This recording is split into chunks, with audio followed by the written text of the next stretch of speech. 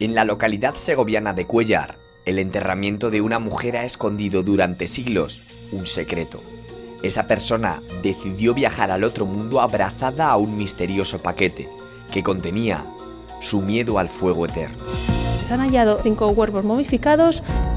Algo muy compacto y entonces tenía que ser algo externo a la momia. No, todos los días se encuentra una figura yacente, muerta hace 400 años, con un lote después de documentos. Tenía como fin liberar el alma del purgatorio, compradas para las almas. Cualquiera que llevara eso consigo quedaba librado de los males del demonio. Tiene una invocación, es decir, in Dei nomine amen, todo se hace en nombre del Señor.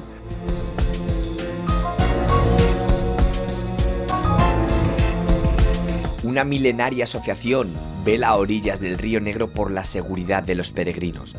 Bajo el enigmático nombre de los Falifos y con la divina protección de la Virgen de la Carballeda, decenas de hombres y mujeres viven por y para que la vía a Santiago siga manteniendo su espíritu original.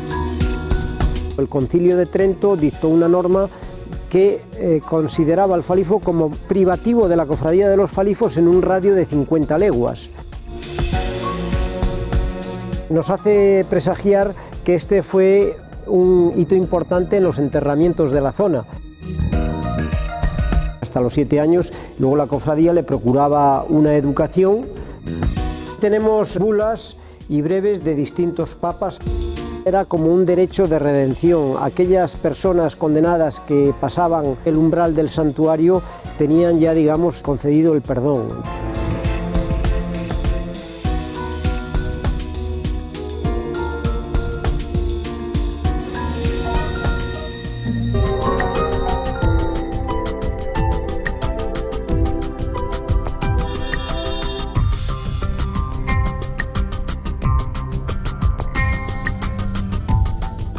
La buena muerte y la salvación del alma han sido desde tiempos lejanos una gran preocupación para el ser humano.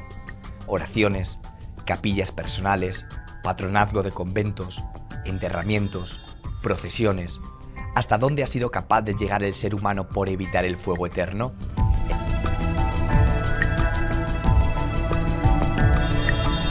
El miedo y la angustia ante lo incierto de la muerte ha dirigido durante muchos siglos su forma de actuar.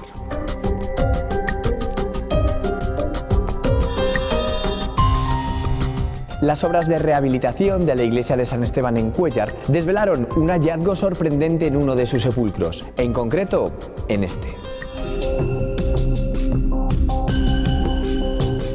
En su interior, el cuerpo de una mujer abrazaba un extraño paquete. El último deseo de alguien fue que algo le acompañara al más allá. ¿Qué era ese extraño paquete? ¿Por qué estaba allí? ¿Lo habrían colocado a propósito? El equipo del Dr. Pastor fue quien se encontró de frente con el sorprendente hallazgo. Este escáner rutinario realizado a los restos momificados reveló que ahí había algo que no debería estar o que al menos no es habitual que esté. El cuerpo guardaba un secreto, pero ¿cuál? ¿Qué os encontrasteis? La momia de Isabel de Zuazo era una momia que estaba parcialmente momificada. Se ve que las extremidades inferiores no estaban bien momificadas. Cuando hicimos la reconstrucción de todo el esqueleto y posteriormente también cortes coronales, cortes sagitales, vimos que había órganos internos bien conservados. Apreciamos algo que nos llamó la atención, que es esta masa que quedaba entre los fémures, algo muy compacto, y entonces tenía que ser algo externo a la momia. No sabíamos en qué podía consistir esto. Pedimos permiso a los arqueólogos para poder abrir un poco los ropajes, ver el interior. En esta imagen tenemos los ropajes que estaban cubriendo esa zona donde se encontraron las bulas. Enseguida que empezamos a levantar, empezaron a aparecer papel con letra impresa. Nos paramos porque era un tipo de papel y una letra que en cuanto pasábamos el pincel se iba la letra.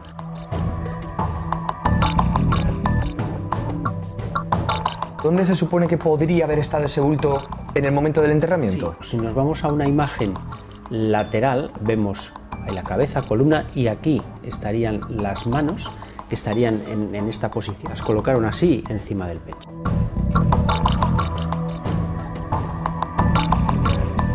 Las tenía debajo de las manos, pero fueron deslizándose hacia abajo y acabaron ahí porque en el proceso de putrefacción el cuerpo se hincha, se deshincha, pierde volumen.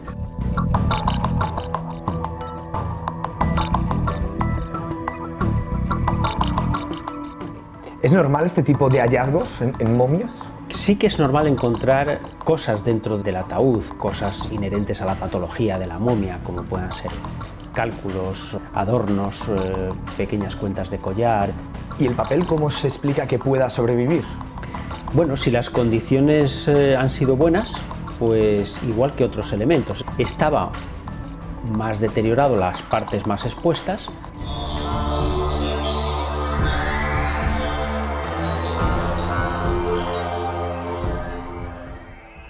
Isabel de Zuazo es el nombre de la persona que reposaba abrazada a lo que parecían ser páginas llenas de letras. Una mujer de otro tiempo quería hablar en el presente. Una tumba se acababa de convertir en un cofre con una historia humana, unos legajos en el testimonio de quien allí estaba enterrada. ¿Quién era esta mujer? ¿Por qué fue enterrada en la iglesia de San Esteban de Cuéllar? Su enterramiento podría dar una pista sobre su vida.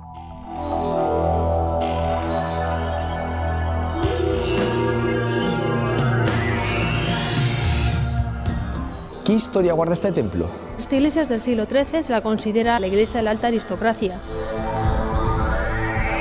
Están enterrados los regidores de Cuéllar.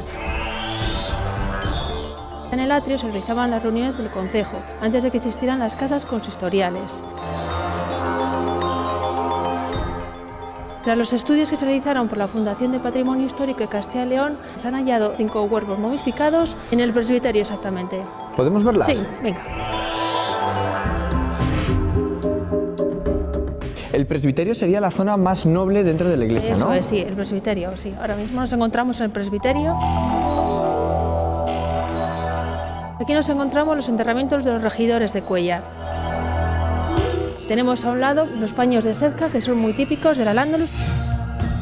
Podemos ver que hay inscripciones escritas en latín vulgar, que hacen referencia a los salmos, a la salvación eterna.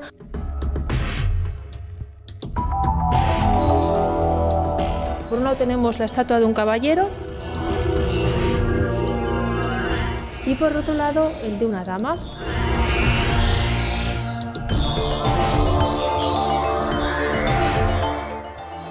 Podemos ver al caballero que está apoyado sobre la almohada.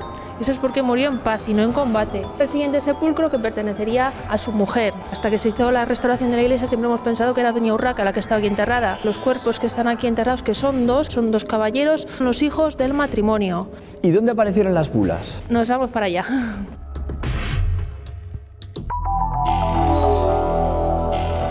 Aquí nos dejaron una inscripción, ya es posterior la inscripción. Esta sepultura es de don Martín López de Córdoba y Nestrosa, hijo de esta villa, hijo y tercer nieto de los que están sepultados en los arcos fronteros. Y el que tenemos al lado pues sería el de su esposa, el más importante, no por la persona que está aquí enterrada, Isabel de Zuazo, sino por todo lo que se llevó a la tumba. ¿Qué se sabe de ambas personas? Son de principios del siglo XVI. Don Martín López de Córdoba y Nestrosa fue regidor de esta villa y su mujer, una mujer religiosa, murió muy tarde, a los 70 años, que se hizo enterrar con estas bulas y con un libro de horas. Es que sabía leer, en aquella época saber leer, y una mujer pues era, no va más, era una mujer muy adelantada para esa época.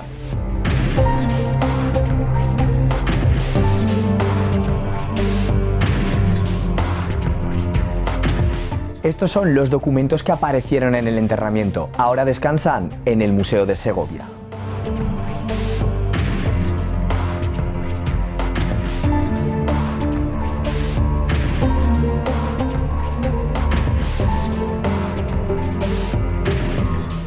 Tras su recuperación por parte del Centro de Conservación y Restauración de Bienes Culturales de la Junta de Castilla y León, los expertos descubrieron que en realidad se trataban de 57 bulas de indulgencias y un libro de horas. Isabel de Zuazo se revelaba como una persona con una fe inquebrantable.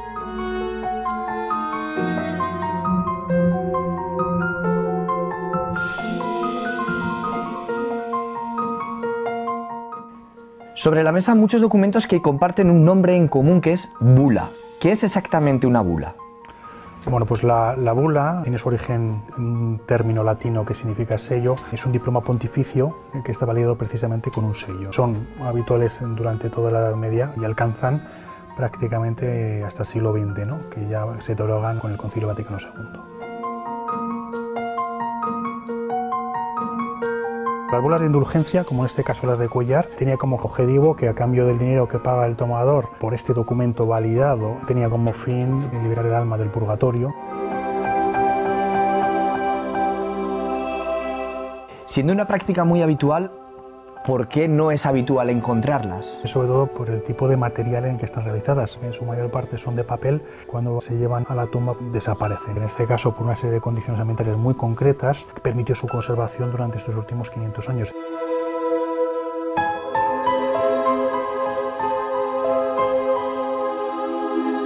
En este caso, las bulas de Cuéllar, las dos más antiguas, denominadas bulas de cruzada, de 1484 y otra de 1492, están hechas en pergamino, es decir, que 55 ¿no?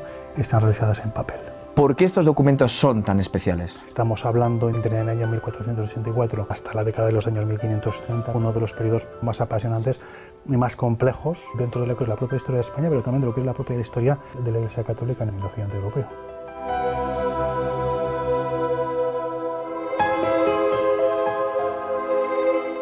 Hasta hace poco tiempo, era habitual la predicación, venta y recaudación mediante el comercio de bulas. Documentos que otorgaban a cambio de un precio la gracia espiritual tanto en la vida como en la muerte.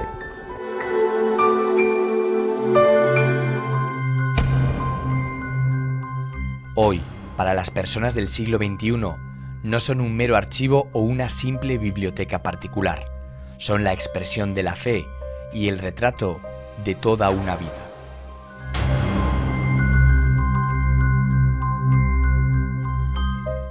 En el siglo XXI las bulas no van a salvar nuestro alma, pero ¿qué utilidad pueden tener? Son el del testimonio material de la vida cotidiana, ¿no? De una familia entre el final del siglo XV y el primer tercio del siglo XVI. Están en el Museo de Segovia para garantizar su conservación y mantenimiento y evitar que se deterioren.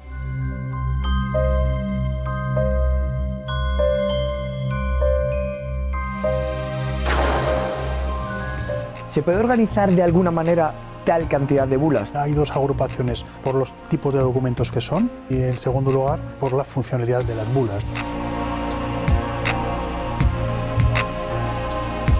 Tenemos 12 bulas incunables, documentos de altísimo valor histórico que pertenecen a la primera etapa de lo que es la imprenta en España. Aquí tenemos la más antigua del conjunto de las de Cuéllar de 1484.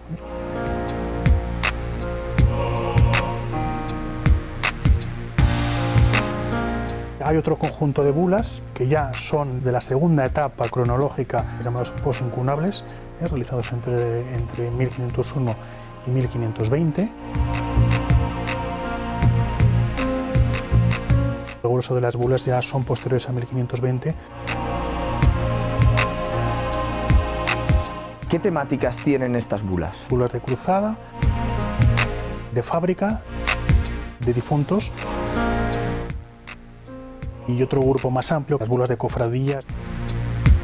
Las bulas de cruzada están tomadas para pagar la cruzada. En este caso estamos en 1484, lo que está sirviendo en la Corona de Castilla es para pagar la Guerra de Granada. Tenemos otro conjunto a continuación de bulas de cruzada posteriores para financiar las guerras que Castilla está realizando en el norte de África. El segundo grupo son las denominadas de fábrica. Su dinero va a servir para financiar una cosa muy interesante en el caso de Segovia, la continuación de la construcción de la Catedral Vieja de Segovia, y en el año 1522 para la construcción de San Pedro de Roma. Posteriormente también otro conjunto de bulas que serán a partir de 1525 de nuevo para financiar la construcción de la Catedral de Segovia, pero ya no la Catedral Vieja.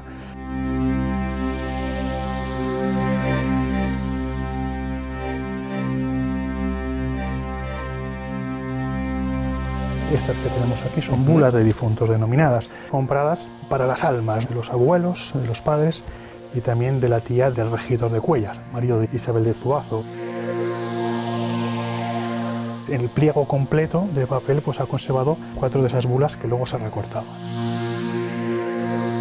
El último grupo de bulas que tenemos aquí son tomadas en beneficio de cofradías, de otras construcciones religiosas.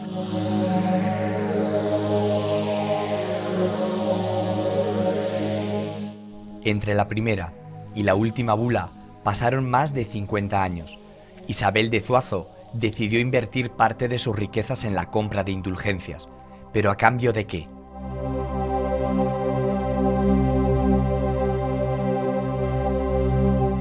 Las letras góticas de estos documentos esconden un pacto divino construido a golpe de dinero, el miedo de una mujer a ser condenada a fuego eterno.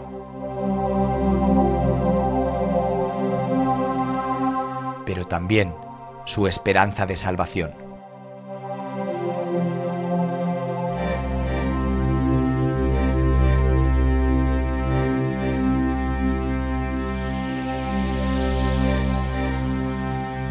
Cuando comenzáis la investigación, ¿qué os encontráis realmente? Se piensa que va a ser algo valioso, claro, antiguo, con unas circunstancias muy especiales, ¿no? Todos los días se encuentra uno una figura yacente, muerta hace 400 años, con un lote después de documentos en el regazo, ¿no?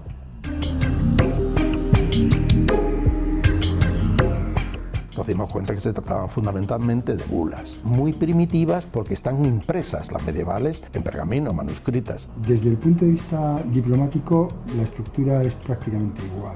¿A cambio de qué se obtenía una bula? A cambio de una cantidad, por lo general, no muy grande de dinero. Las bulas se emiten desde Roma, pero la buleta, que es la pieza que se vende, es administrada por unos intermediarios que sacan rentabilidad.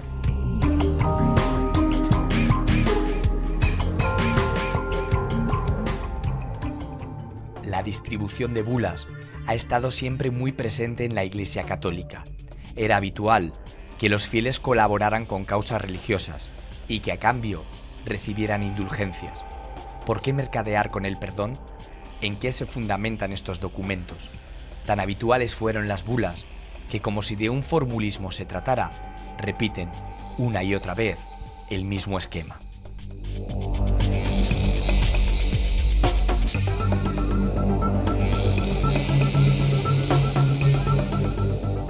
Mauricio, las bulas tienen una estructura, ¿no? Tiene una invocación, es decir, in Dei nomine, todo se hace en nombre del Señor.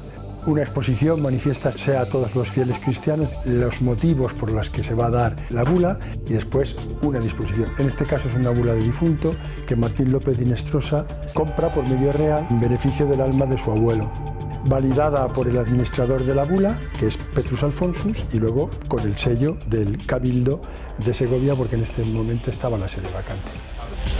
Hay huecos que ya estaban preparados para rellenarlos. Las partes que van a cambiar, que son el nombre del tomador, a quién va a beneficiar, pues se dejan libres, claro.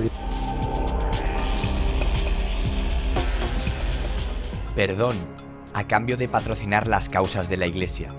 Como si de acciones de la bolsa se trataran, Isabel de Zuazo se encargó de que ella y su familia tuvieran el mayor capital posible para cuando llegara el juicio tras la muerte. ¿Dónde está el origen de la bula? En principio son pontificias. Después, delegadas, pues pueden instituciones eclesiásticas, como puede ser un obispo o como puede ser un cabildo. En el hallazgo no solo había bulas, ¿no? Había algo más que es... Había un librito, había un libro.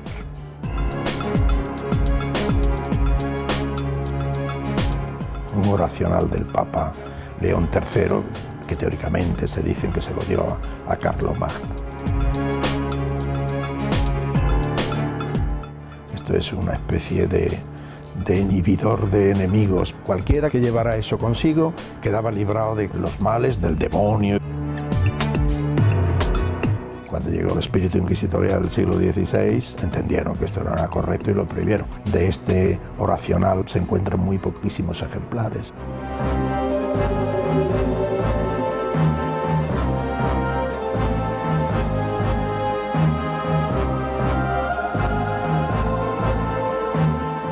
El legado de Isabel de Zuazo no solo ha salvado su alma, también nos permite acercarnos a la vida de una persona que ya no está. La recopilación que hizo en vida es un testimonio en muerte. La investigación realizada por el equipo de la Universidad de Valladolid permitió hacer un perfil de quién era la persona allí enterrada.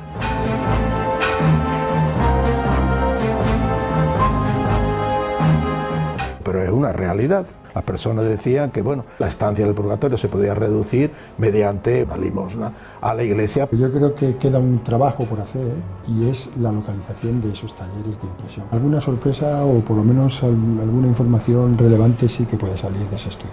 ¿Qué es lo que se puede saber a través de estos documentos? La gente que compre la salida del purgatorio comprando bula, pues todo un mundo. Bueno, ya la propia iglesia tuvo verdaderos problemas y se discutió mucho si eso se podía hacer o no se podía hacer, ¿no? Se hacen en imprentas españolas primitivas, que no tenemos mucha información, no sabemos quién.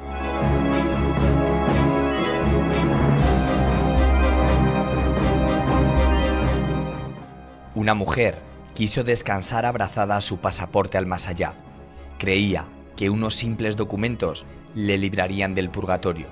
Buscaba el perdón eterno. Quizá Isabel de Zuazo lograra su objetivo. Y siglos después, es ella la que nos invita a recapacitar. Y quién sabe si a buscar nuestras propias indulgencias.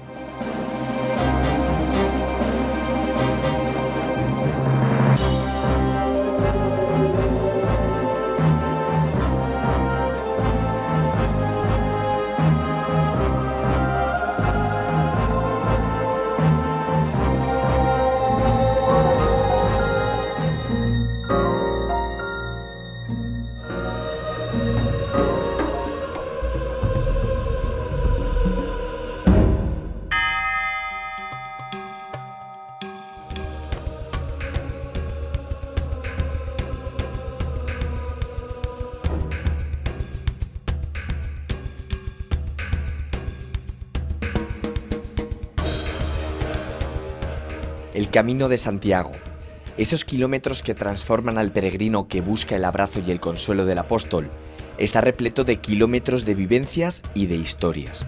Muchas veces están ocultas por el paso del tiempo. El camino francés, el portugués, el del norte, la Ruta de la Plata, decenas de rutas llenas de mitos y leyendas.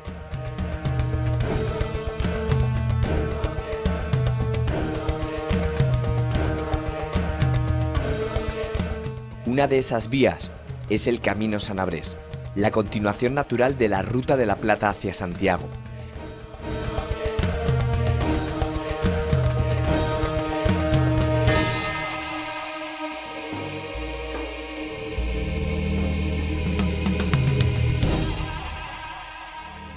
...13 etapas y 368 kilómetros que encuentran su símbolo aquí, al finalizar la tercera jornada, en la localidad de Rionegro del Puente. Un lugar en el que el espíritu del camino adquiere una dimensión única.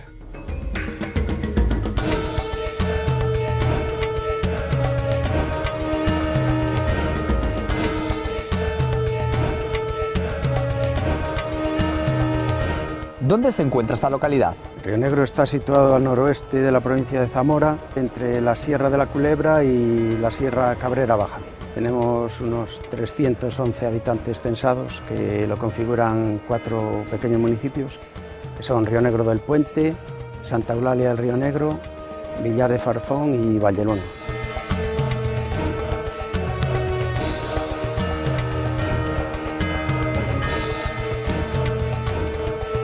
Antes era una zona de labranza, de trabajar el terreno, y ahora pues prácticamente está todo en desuso.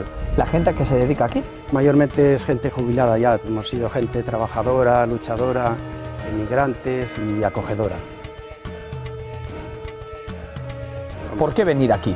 Tenemos el Camino de Santiago, que es el Mozárabe-Sanabrés, la zona del Río Negro, la playa fluvial, tenemos gastronomía.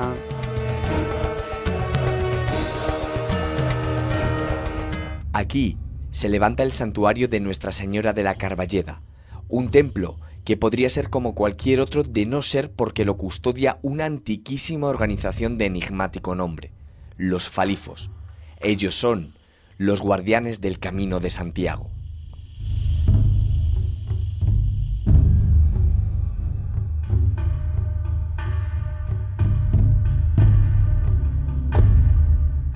¿Qué es la cofradía de los Falifos? Es una entidad religiosa, una cofradía antiquísima, la más antigua de las relacionadas con el Camino de Santiago, y el régimen que tiene establecido desde hace siglos es un cabildo formado por sacerdotes y seglares que dirige los pasos de la cofradía. Desde hace mucho tiempo los cargos de abad de la cofradía y de presidente los ostentan sacerdotes, mientras que los cargos de secretario de la cofradía y tesorero los ostenta un seglar. ¿Dónde se pierde el origen de la cofradía? No hay una fecha exacta que podamos decir.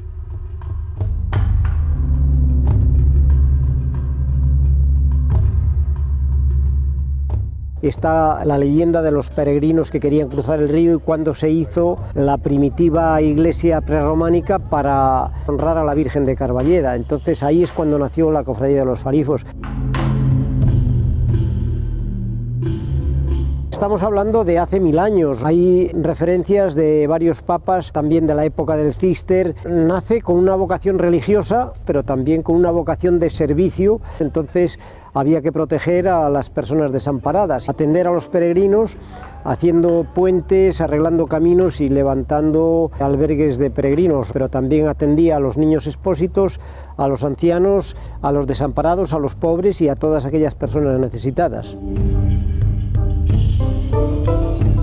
En la zona cercana al santuario la cofradía tenía influencia. Hay documentados 29 hospitales de peregrinos hechos con fondos de la propia cofradía de los Falifos.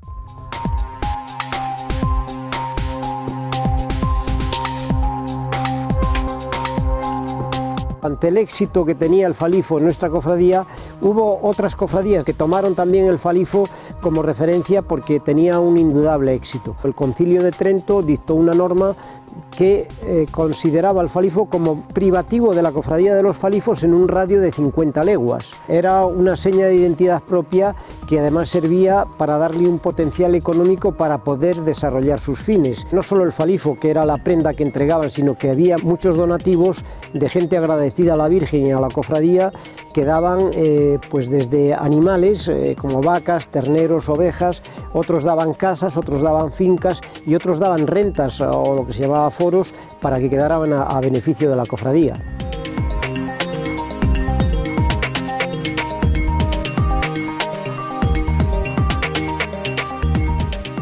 La bula más antigua conservada es la expedida por el Papa Gregorio IV.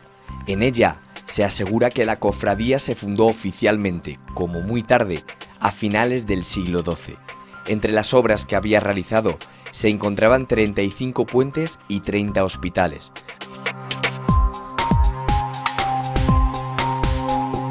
Además de otras piadosas obras que exaltan la devota y ejemplar historia de los Falifos.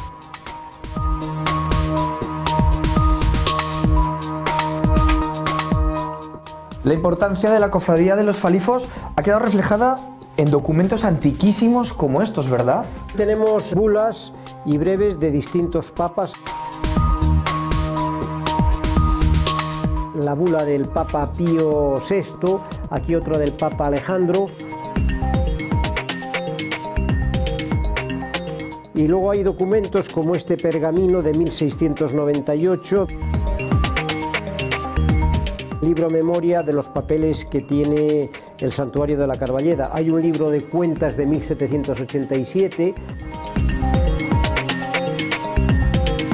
La cofradía ha tenido altibajos. Después de un auge de las peregrinaciones a Santiago, había quien la comparaba con un ministerio actual. Todo esto desapareció cuando la famosa desamortización de Mendizábal y las propiedades de la cofradía quedaron reducidas al santuario, al albergue de peregrinos y a lo que es la Casa de la Virgen, que está aquí al lado. Y de los grandes foros, rentas que tenía por todas estas zonas, como digo, de España y Portugal, pues la cofradía disminuyó, digamos, sus ingresos y su patrimonio.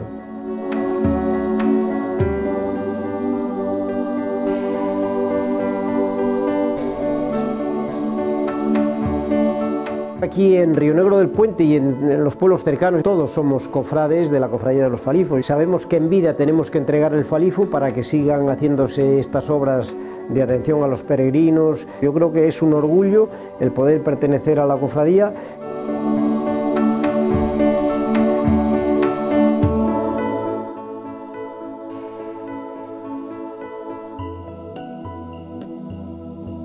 ¿Qué es la figura de los niños expósitos? Era una figura que estaba íntimamente relacionada con las familias que tenían dificultades económicas.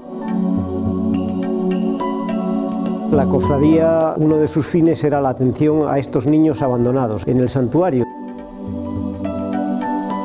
En el pórtico los dejaban envueltos en una manta. Había dos capellanes y estos capellanes se encargaban de venir varias veces al día.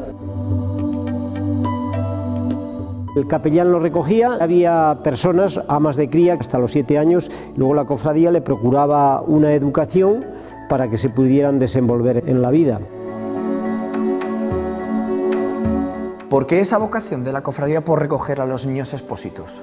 Bueno, la Cofradía de los Falifos nació como un referente de atención a los peregrinos y entre los fines estaba la atención a los peregrinos, que eran los que habían propiciado esta devoción, la atención a los enfermos, a los desamparados, a los pobres y también a los niños expósitos.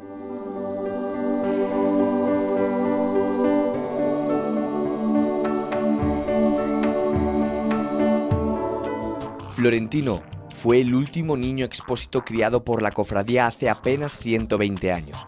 A pesar de ello, los falifos recuerdan cada día a los expósitos en la cúpula de su iglesia. Allí arriba, rostros angelicales hablan de la inocencia de aquellos niños que la cofradía crió ya en la Edad Media.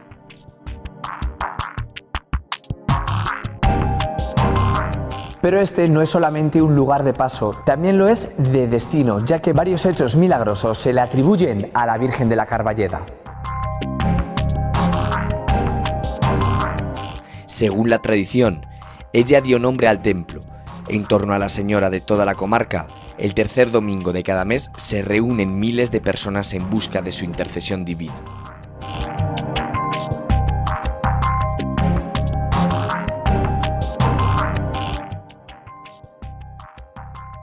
Laureano, para toda esta zona, ¿qué es la Virgen de Carballeda? Es un referente muy importante. En los siglos XV-XVI hay documentos de que de las zonas de toda Sanabria pues venían aquí a la fiesta.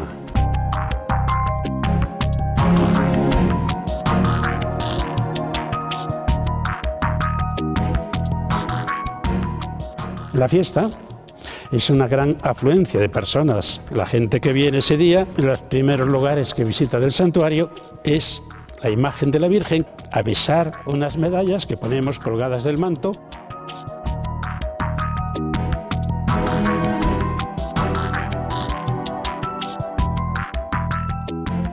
La relación de la Virgen con Río Negro del Puente, según la tradición, se apareció en lo que ahora mismo es la sacristía vieja. A raíz de ahí, de esa devoción que surgió hacia la Virgen de Carballeda, pues hubo una gran reunión de alcaldes, de clérigos, de abades. Digamos que esta cofradía se debe a todos esos pueblos de las comarcas cercanas que fueron los que apoyaron la creación de esta cofradía.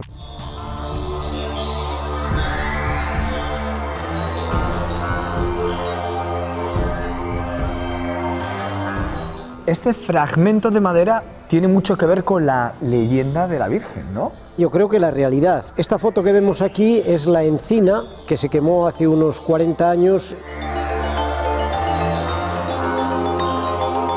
Este es uno de los trozos de madera de la encina y la leyenda habla de que cuando se apareció la Virgen a los peregrinos, poco después había una paloma que volaba hasta esta encina que se encuentra a unos 800 metros del pueblo, en el monte cercano. En uno de los incendios antes del definitivo que la quemó, pues estuvo 8 días ardiendo y no se consumió. En casi todas las casas del pueblo hay una foto de la encina.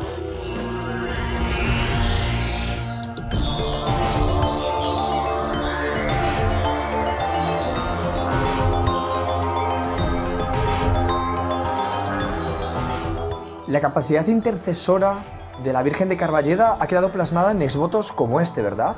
¿Qué es? Procede de don Joaquín Rodrigo, era un vecino de Benavente que trabajaba como barquero en Santa Cristina de la Polvorosa. Estaba desahuciado por los médicos, por los cirujanos. Se ofreció a la Virgen de Carballeda de traer su mortaja a la procesión. Se curó, entonces en agradecimiento este óleo es lo que en el año 1800 regaló a la cofradía de los Falifos. Había gente que entregaba partes del cuerpo humano hechas en cera como agradecimiento por la curación de alguna parte del cuerpo.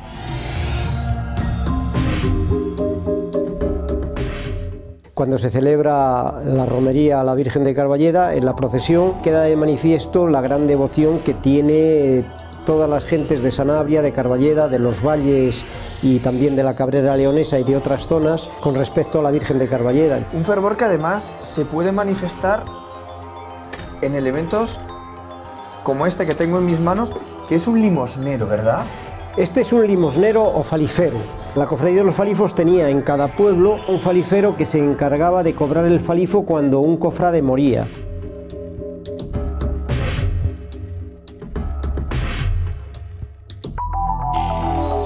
Un falifo, hay quien dice que significa una pelliza, también una piel de cordero, un farrapo, que todos los cofrades debían entregar al morir la mejor prenda que tuvieran. Normalmente era una capa que después se subastaba en los días de fiesta de la Carballeda.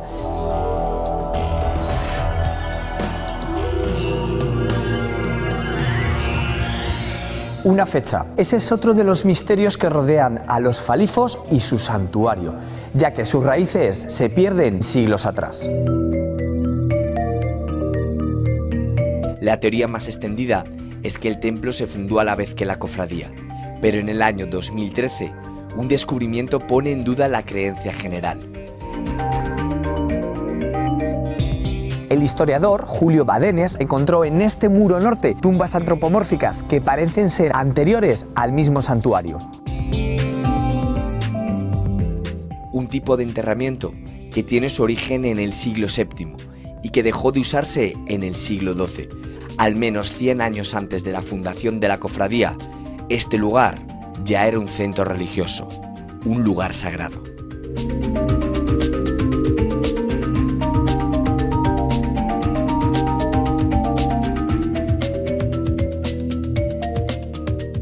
Aquí tenemos una de esas tumbas que aparecieron al lado del templo. ¿Qué son? Esto es una necrópolis de muchos siglos de antigüedad y que presumiblemente en lo que ahora mismo es la carretera estaba también ocupado por otras tumbas excavadas en la piedra. Se sabía que aquí había enterramientos, pero no sabíamos la antigüedad que tenía hasta hace poco. En casi todas las iglesias de la zona, los enterramientos cercanos a la iglesia era algo habitual. Pero en este caso concreto, que la iglesia está sentada sobre roca, nos hace presagiar que este fue un hito importante en los enterramientos de la zona.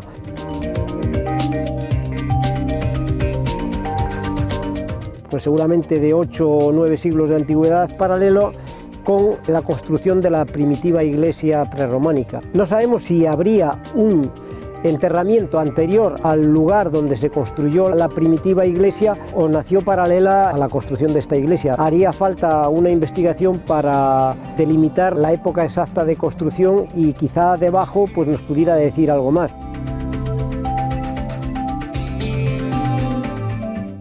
La presencia de los Falifos no ha sido anecdótica. Por algún motivo, papas y reyes han intercedido a favor de ella.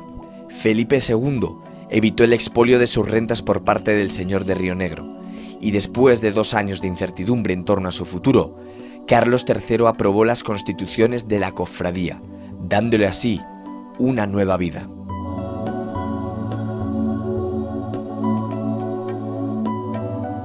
En pleno siglo XXI los tiempos han cambiado y aunque el asfalto de la Nacional 525 haya tapado la tierra del camino, los falifos continúan con su apasionada y desinteresada labor.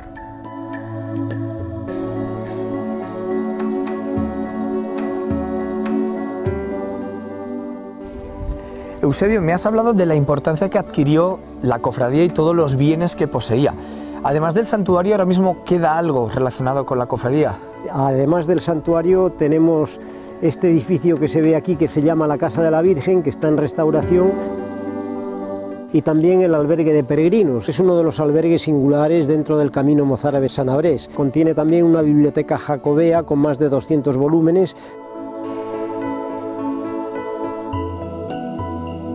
Veo unas cadenas justo en la puerta de la iglesia. ¿También está relacionado con algún privilegio? Era como un derecho de redención. Aquellas personas condenadas que pasaban el umbral del santuario tenían ya, digamos, concedido el perdón. Con la desamortización de Mendizábal únicamente quedó el santuario, la Casa de la Virgen y el albergue, más el espíritu y la historia, que es la historia importante a lo largo de los siglos.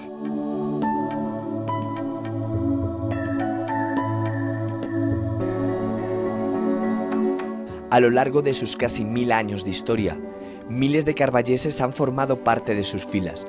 Algunos de ellos han cambiado la historia de países lejanos. Personajes como Diego de Losada, fundador de la ciudad de Caracas y el personaje más ilustre de esta localidad.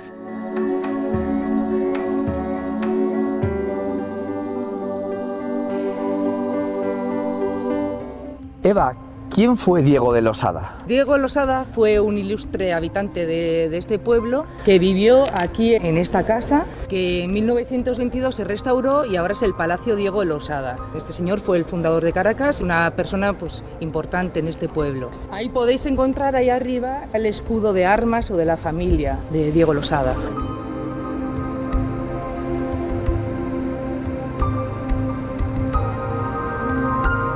Dicen que quien va a Santiago vuelve convertido en otra persona. Quizás sea porque en ese camino aún quedan reductos donde la tradición, las raíces y el espíritu de la ruta al sepulcro del apóstol siguen incorruptos. Algunos lo llamarán intercesión santa, otros amor a la tierra que nos acoge.